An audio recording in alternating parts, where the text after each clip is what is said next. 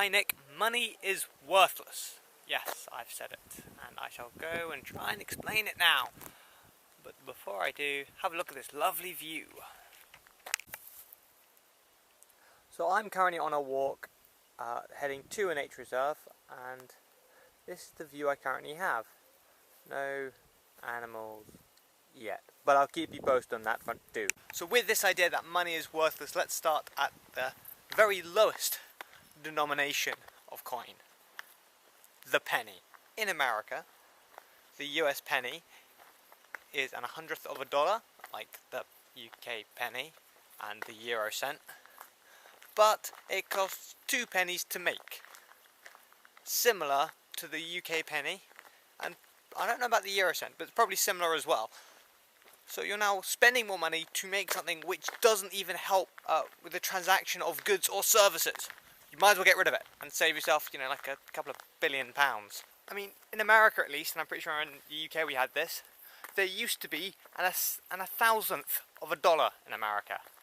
And they got rid of that. They got rid of that because it wasn't useful anymore. The only reason why we have the penny is because, well, nostalgia. Other than that, it's a waste of space and money. So what's the next big question? Why do we have money? Well, money is there to help with the exchange of goods and services. If you can't quite see that in the screen, it reads danger, no unauthorized access across the railway. Makes me kind of want to go across the railway. We have money to help with the exchange of goods and services. Before money, we used to barter. And bartering was an interesting system, as I'll get onto in a minute. So bartering is a really simple system. So let's say I have 20 video cameras and you have 30 pieces of software. You want a video camera, I want software to edit my videos. What happens? Well, I give you a video camera, you give me a piece of software. But that doesn't seem fair, because I've got less video cameras and you have software, and let's say, doesn't actually, but let's say it takes one person to make a piece of software and 5 people to make a video camera.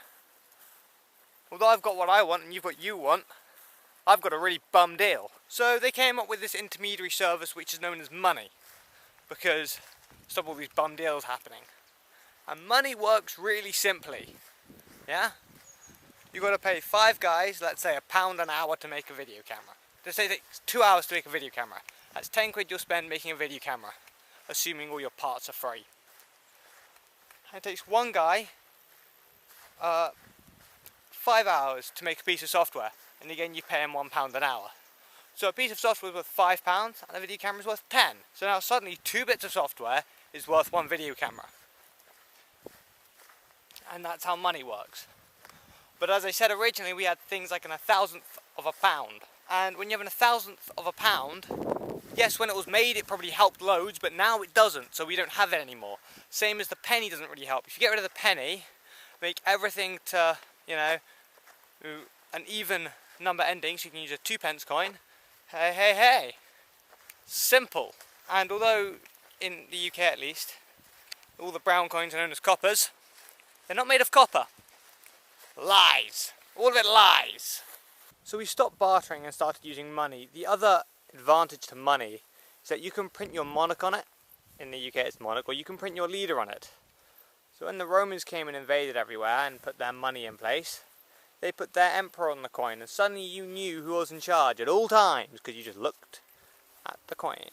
For example, on a £10 note, there is the Queen. Actually, I say £10, every single piece of money in the UK has the Queen on it, because she's in charge. And when she dies, it'll be Charles or William. Either way, it'll be their face on the coins and on the notes and everywhere.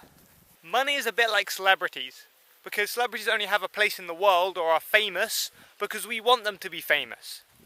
And money is only worth something because we want it to be worth something, because we are used to handing across, £1 and getting 10 sweets. We don't actually need money.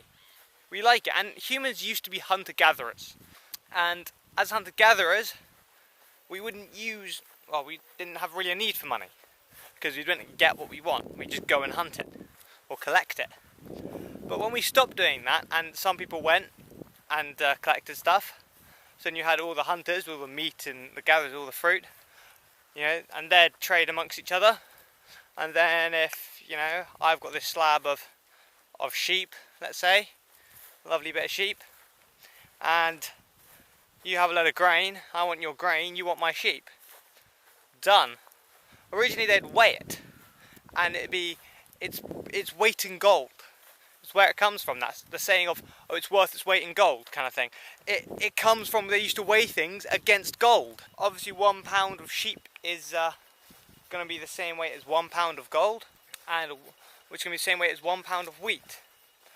But there's going to be a lot more wheat than there will be gold, or a lot more wheat than there will be sheep, in fact, because sheep weighs more, and that's how they used to trade stuff.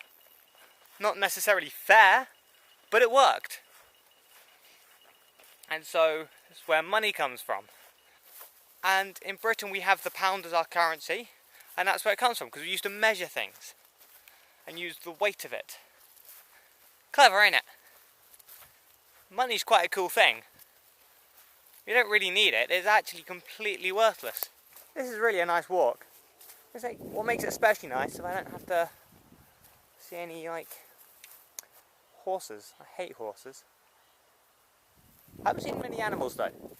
Disappointing on the animal front, although, you probably won't be able to see it, but up there, somewhere, there are a load of what looks like swans. Side note, swans can't actually break your arm. Swans are aggressive and they do hurt. If someone can tell me what this plant is, I'll be very grateful, because I really have no clue.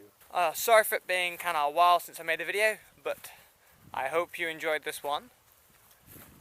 Remember, money is actually worthless. You could, in theory, burn it. Although you would lose money yourself, or more, you'd lose bartering value, is what it really is. An intermediary for bartering. But I'll set a challenge if you want to try it. I want you to take something like a pen or some chewing gum or something like that, and I want you on the street to trade it, not for money, for something else, some other item, and keep doing it and see what you get to. Some guy started with a paperclip and ended with a house, I believe it is.